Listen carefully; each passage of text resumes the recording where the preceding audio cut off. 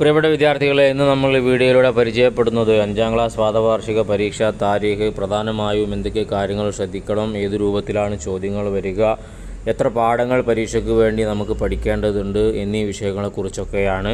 പ്രധാനപ്പെട്ട വിഷയങ്ങൾ ചർച്ച ചെയ്യുന്നതിന് മുന്നേ കഴിഞ്ഞ വർഷത്തെ ചോദ്യപേപ്പർ നമുക്കൊന്ന് ആൻസർ സഹിതം പരിചയപ്പെടണം. അതിനു മുന്നേ മറ്റു വീഡിയോകൾ ചെയ്യാൻ ഞങ്ങൾക്കുള്ള പ്രചോദനം നിങ്ങൾ നൽകുന്ന സപ്പോർട്ടായ സബ്സ്ക്രൈബും ലൈക്കും കമൻറ്റുമാണ്.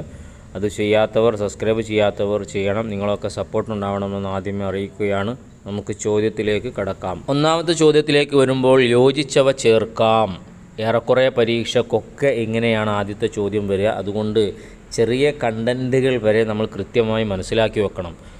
ബ്രാക്കറ്റിൽ നോക്കൂ: റമളാൻ, 3-ാം വർഷം, ഷവ്വാൽ, അടിസ്ഥാന ലക്ഷ്യം, സഫർ, ബനു ഖുറൈള. ഇതാണ് ബ്രാക്കറ്റിലുള്ളത്.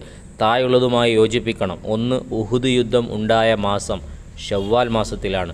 2. ഉഹുദ് യുദ്ധം ഉണ്ടായത് ഹിജ്റ 3-ാം വർഷം. 3-ാമത്തത് ബദർ യുദ്ധം ഉണ്ടായ മാസം റമളാൻ. 4-ാമത്തത് മദീനയിലെ ജൂത ഗോത്രം ബനു ഖുറൈള. 5-ാമത്തത് പ്രതിരോധത്തിനുള്ള അനുവാദം ലഭിച്ച മാസം സഫർ.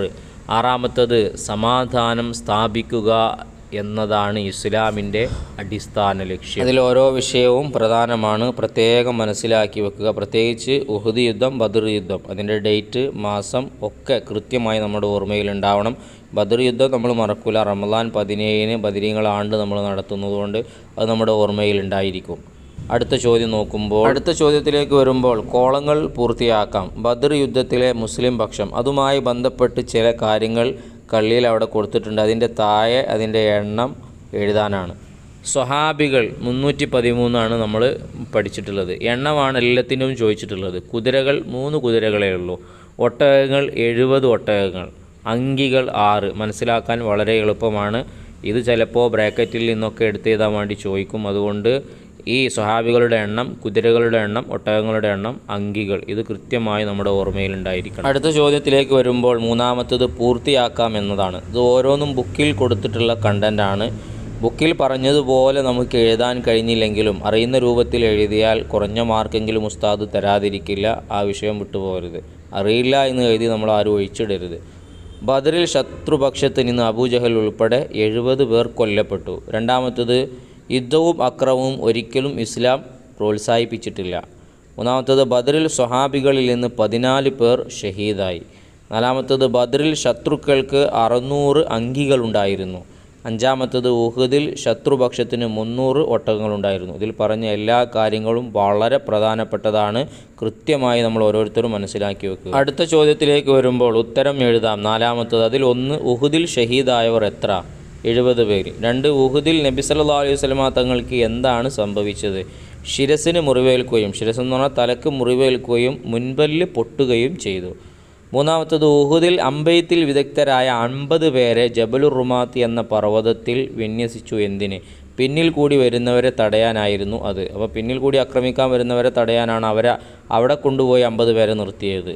4-ാമത്തത്, ഒസുവത്തും ശരീയത്തും തമ്മിലുള്ള വ്യത്യാസം എന്താണ്? രണ്ടിൻ്റെ അർത്ഥം യുദ്ധം തന്നെയാണ്. പക്ഷേ നബി സല്ലല്ലാഹു അലൈഹി വസല്ലമ തങ്ങൾ സംബന്ധിച്ച പങ്കെടുത്ത യുദ്ധങ്ങൾക്കാണ് ഒസുവത്ത് എന്ന് പറയുക. അതല്ലാത്ത യുദ്ധങ്ങൾക്ക് ശരീയത്ത് എന്നും പറയും. 5-ാമത്തത്, ബദറിൽ തടവുകാരാക്കപ്പെട്ട ദരിദ്രരിൽ ചിലർ മോചനം നേടിയത് എങ്ങനെയാണ്? മദീനയിൽ 10 പേർക്ക് വീതം എഴുത്തും വായനയും പഠിപ്പിച്ചു കൊടുക്കുക എന്ന വ്യവസ്ഥയിൽ. മദീനയിലുള്ള 10 പേർക്ക് എഴുത്തും വായനയും പഠിപ്പിച്ചു കൊടുക്കുക എന്ന നിബന്ധനയോടുകൂടിയാണ് അവരെ മോചിപ്പിച്ചത്. ഈ 5 ചോദ്യങ്ങളും താരീഖിൽ നമുക്ക് പരീക്ഷയ്ക്ക് നിർദ്ദേശ പാഠഭാഗങ്ങളിലുള്ള പ്രധാനപ്പെട്ട 5 ചോദ്യങ്ങളാണ്.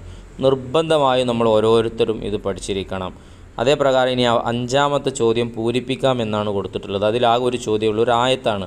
ഉദിന ഡാഷ് അഥവാ ലില്ലദീന യുഖാത്തലൂന ബിഅന്നഹും ളുലിമു വഇന്നല്ലാഹ അലാ നസ്രിഹിം ലഖദീർ. ഇങ്ങനെ ആയത്ത് ചോദിച്ചേക്കാം. അതുകൊണ്ട് പാഠഭാഗങ്ങളിൽ വന്ന ആയത്തുകൾ നമ്മൾ പ്രത്യേകം നോട്ട് ചെയ്യണം. എന്നാലേ നമുക്ക് മുഴുവൻ മാർക്കും സ്കോർ ചെയ്യാൻ പറ്റൂ. ഇൻഷാ അല്ലാഹ് ഇനി നമുക്ക് മറ്റൊരു പാദവാർഷിക പരീക്ഷയുടെ ചോദ്യപേപ്പർ കൂടെ പരിചയപ്പെടാം. അതാണ് ഇപ്പോൾ നിങ്ങൾ വീഡിയോയിൽ കാണുന്നത്. ഇതിൽ പറഞ്ഞ ഒരുപാട് ചോദ്യങ്ങൾ, ഇപ്പോൾ നമ്മൾ വായിച്ച പേപ്പറിലുള്ള പല ചോദ്യങ്ങളും ഇതിൽ നിങ്ങൾക്ക് കാണാൻ പറ്റും. എണ്ണും കൂടെ താരതമ്യപ്പെടുത്തി നന്നായി പഠിക്കുക. പിന്നെ താരീഖിൽ നിർദ്ദേശിച്ച പരീക്ഷയ്ക്കുള്ള പാഠഭാഗങ്ങൾ 4 എണ്ണമാണ്. അതിൽ പ്രധാനം അവസാനത്തെ 2 പാഠം അഥവാ 3-ാമത്തെയും 4-ാമത്തെയും നന്നായി പഠിക്കണം. അതിൽ നിന്നാണ് കൂടുതൽ ചോദ്യങ്ങൾ നമ്മൾ പ്രതീക്ഷിക്കുന്നത്.